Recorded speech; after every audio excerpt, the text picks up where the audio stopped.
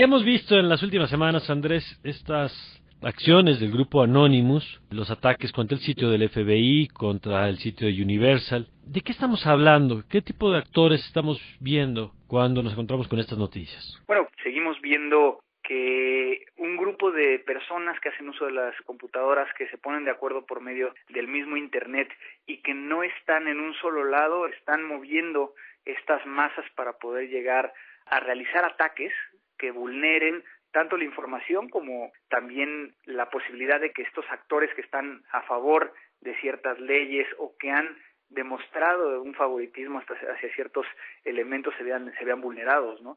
Y esto hace que de alguna manera ya estén metiéndose incluso con privacidad, con información que va más allá de lo que estábamos esperando en un inicio acerca de este grupo, ¿no? Tú nos has explicado que a veces el que no podamos entrar a un sitio no significa estos ataques de negación de servicio, como se les llama, que es como si quisieran entrar de pronto 400 personas por una puerta al mismo tiempo y que eso hace que se sature y simplemente no hay manera de entrar. Pero ¿qué nivel de ataque hemos visto en estos días? Es un fenómeno, como nos has explicado, que simplemente satura la entrada pero no vulnera la seguridad interna del sitio, o están obteniendo ya información confidencial. ¿Cómo evalúas la situación? Mira, estamos viendo ya un nivel que inicialmente no se veía venir de un grupo como Anonymous. De alguna manera estamos viendo que cada vez están profesionalizando más, cada vez están logrando un mayor impacto tanto mediático como dentro de la sociedad, principalmente vinculado al hecho de estos últimos ataques, por ejemplo, a Sony, donde no está confirmado al 100% y se acaba de decir que extrajeron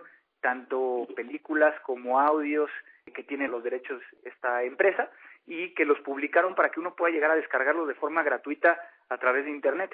Entonces, eso hace que de alguna manera estemos viendo que ya se están metiendo en un tema que lamentablemente para muchos países la legislación no va a permitir llegar a perseguir hasta las últimas consecuencias y que es importante tratar de saber que esto es un delito. ¿Están más capacitados estos grupos? El entendido, además de, como ya hemos hablado en otro momento, no son estructuras rígidas con padrones, sino que en todo caso son actores que convocan y se van sumando otros usuarios en función de la causa, de sus recursos, de su tiempo. ¿Están más preparados estos grupos que las instituciones que se están viendo afectadas? Yo creo que estamos viendo que este grupo se está, más que profesionalizando, se está especializando en poder llegar a realizar estos ataques con la ayuda de personas que no tengan conocimiento pleno de lo que está sucediendo. ¿A qué nos referimos con esto? Se empieza a destacar un subgrupo dentro de este grupo que son los que están creando los códigos y que están creando como que las herramientas y que se las pasan a las personas que no tienen conocimiento simplemente para decirle dale clic aquí y ayúdame a ejecutar este ataque. Aquí muchos de los elementos que llaman la atención es de que pues estas personas que lo están haciendo de crear la herramienta se están convirtiendo en este elemento de mente maestra y que a lo mejor incluso ellos ni siquiera están ejecutando el ataque y están convirtiendo a estos seguidores en realmente los que están realizando el ataque y que si se hace una investigación y se puede llegar en algunos casos a investigar quién lo realizó, pues se vería involucrada una persona que a lo mejor no entiende realmente lo que está pasando. Como especialista en esos temas, Andrés Velázquez, tú tienes acceso al sentir de las comunidades de seguridad, incluso internacionales. ¿Cómo están viendo este fenómeno? ¿Lo están viendo con preocupación? ¿Qué tan en serio lo están tomando? Yo creo que uno de los países que más serio lo está tomando es el caso de Estados Unidos, a nivel de lanzar alertas dentro del medio, principalmente para tratar de proteger la infraestructura crítica del país. Creo que ese es el punto más importante.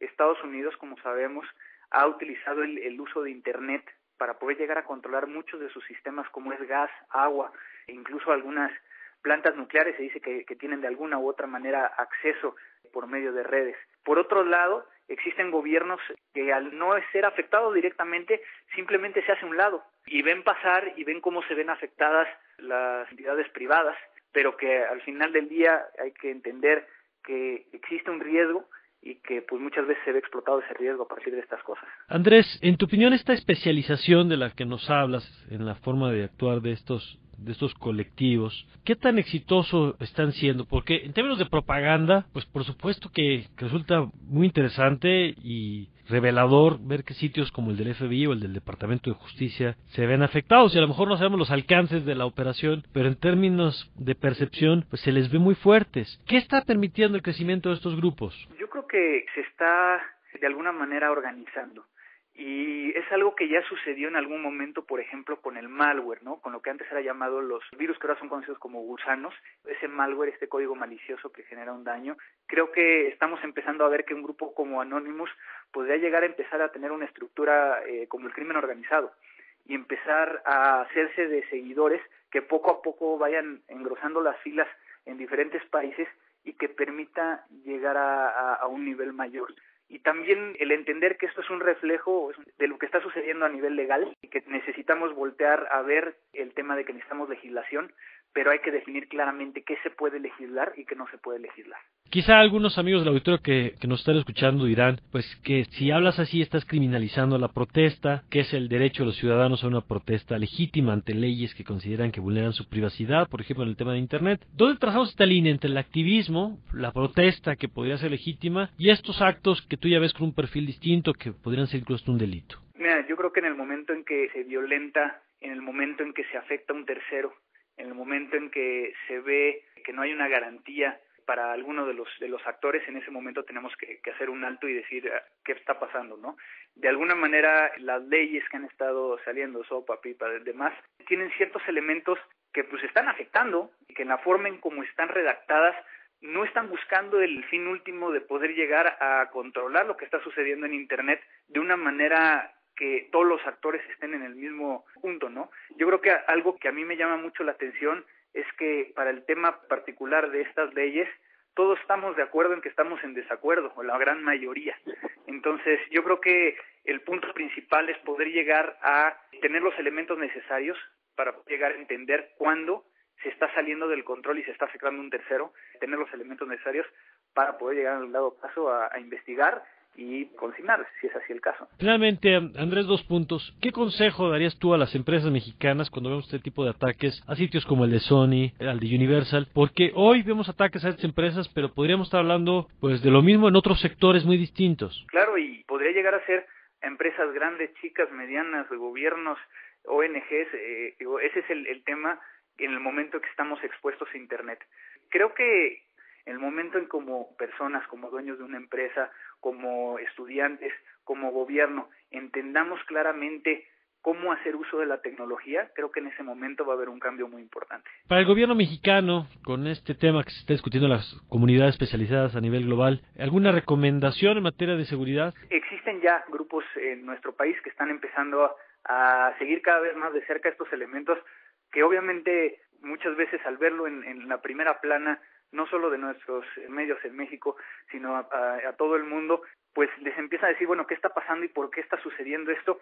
Y hasta qué punto puede llegar a dañar a México. Creo que el punto principal es entender, el poder llegar a concientizar en cuestión de qué es lo que está sucediendo, cómo nos podemos llegar a educar y empezar a actuar, ¿no? Por ahí muchas veces se han caído algunas iniciativas de ley, principalmente en ampliar algunos tipos penales que pueden ir tan simple como la negación de servicio. Eso en particular en México no está penado, ¿no? Y peor aún, muchas de las tipificaciones que podrían llegar a involucrar delitos informáticos, pues no tienen los elementos probatorios claros. Entonces, yo lo cerraría con el hecho de que nos falta mucha educación. Es responsabilidad de todos empezar a acercarnos y entender qué es lo que está sucediendo. Bueno, pues estamos viendo un fenómeno que para muchos es novedoso, para otros, como es tu caso, que llevas muchos años en este tema, pues quizá lo diferente es el nivel, la escala, el nivel de visibilidad de los ataques. Y te agradezco, Andrés, como siempre, que compartas tu experiencia con nosotros en este tema y te pido que mantengamos la comunicación en este año que parece que viene cargado de estos asuntos. Y sí, vienen cosas que están vinculadas a temas electrónicos, de que van desde el hecho de las elecciones hasta temas de privacidad y muchos más, ¿no? Pues ya lo estaremos analizando, Andrés. Un abrazo y muchas gracias. Muchas gracias, Mario. Hasta la próxima. Gracias, Andrés Velázquez. Hasta la próxima.